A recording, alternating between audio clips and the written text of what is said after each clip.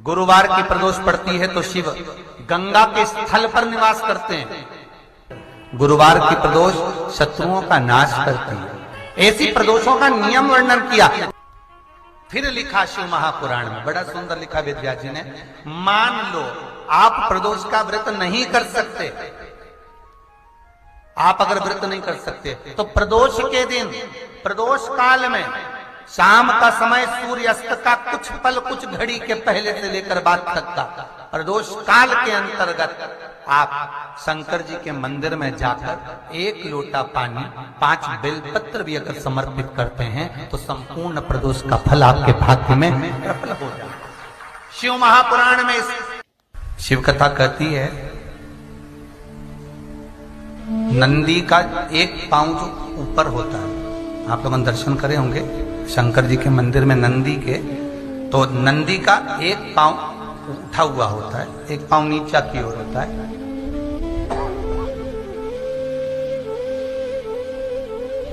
शिव पुराण की कथा कहती है, मान लो कोई हड्डी से जुड़ा हुआ रोग, नेत्रों से जुड़ा हुआ, मस्तिष्क से जुड़ा हुआ कोई रोग रहता है, तो एक नीले कलर का फूल आता है महाराज, उस फूल में हल्दी डालकर गुरुवार का प्रदोष पड़ने पर जो नंदी के पांव के पास समर्पित कर देता है महाराज, उसका रोग धीरे धीरे समाप्त होने लगता है। लिंग पुराण कहती है कि नंदीश्वर भगवान के सामने जो पुष्प समर्पित करा जाता है उसको, ये तो लिखा था स्कंद पुराण और शिव पुराण। लिंग पुराण कहती है जो फूल आपने समर्पित करा उसको लाकर पानी की बाल्टी में डालकर आप स्नान भी कर सकते हो, उससे भी हड्डी के जितने रोग होते हैं उसमें आराम लगने लगे। जैसे कहीं शरीर नहीं चल रहा, हाथ झुन्न पड़ रहा है, हाथ काम नहीं कर रहा, हाथ में झुनझुनी आ रही है, कंपन आ रहा है, उसमें भी ये प्रयोग काम। पर होना चाहिए बृहस्पतिवार की प्रदोष। कौन से वार की? बृहस्पतिवार, गुरुवार की प्रदोष। प्रदोष के दिन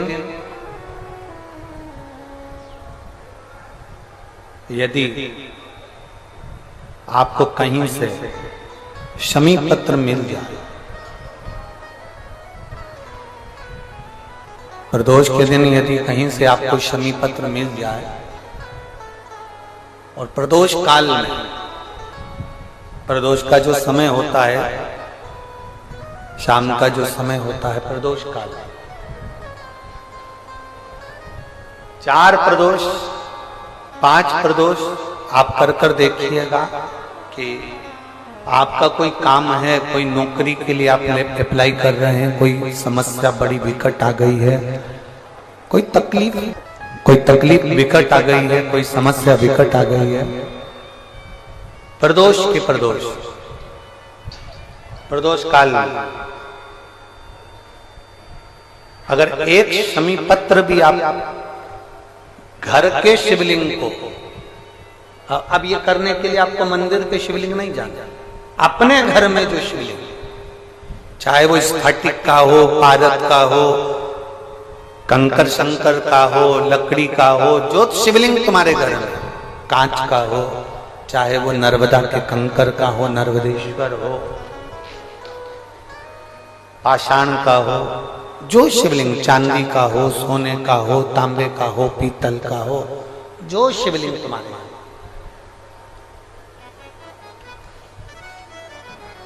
एक शमी पत्र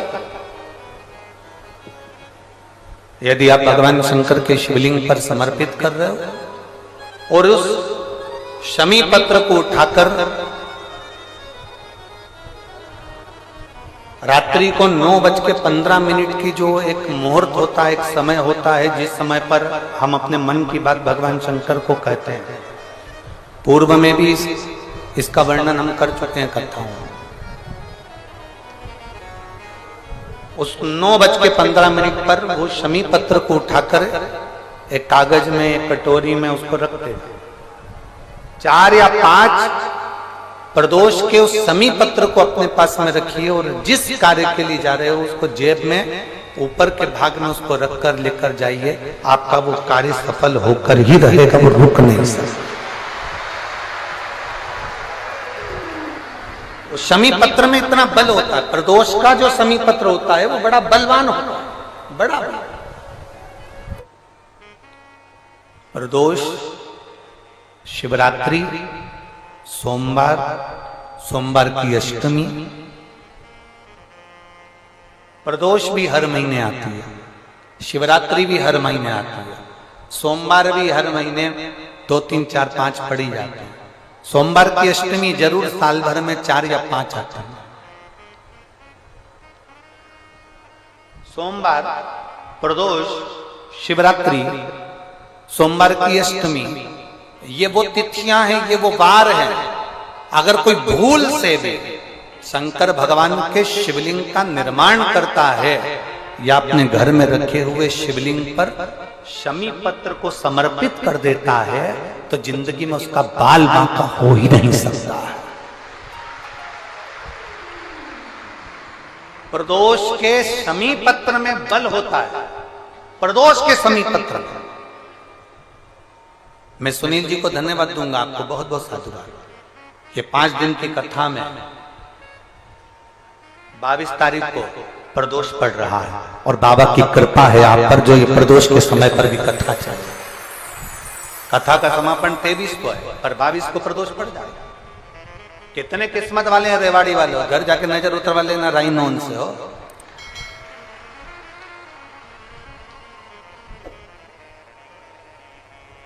शिव की कृपा कितनी है आप पर, जरा विचार करिए।